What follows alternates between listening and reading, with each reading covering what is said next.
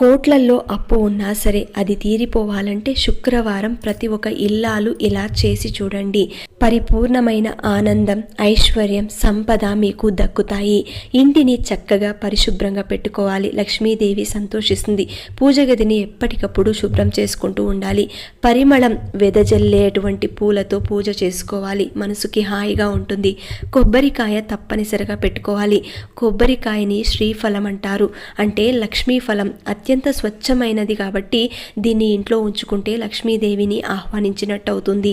ఇంకొకటి, కొబ్బరికాయని ఎరుపు రంగు వస్త్రంలో చుట్టి డబ్బు నిల్వ చేసే చోట భద్రంగా దాచి ఉంచుకుంటే మీ సంపద రెట్టింపవుతుంది. శుక్రవారం రోజున ఆవులకు గడ్డి తినిపించండి, బెల్లాన్ని తినిపించండి, నేతితో దీపారాధన చేయండి. ఇలా కొన్ని వారాలు చేసి చూడండి. మీ ఇంట్లో ఉన్న ఆర్థిక ఇబ్బందులన్నీ కూడా పూర్తిగా తొలగిపోయి ఆ లక్ష్మీ అనుగ్రహం కలుగుతుంది.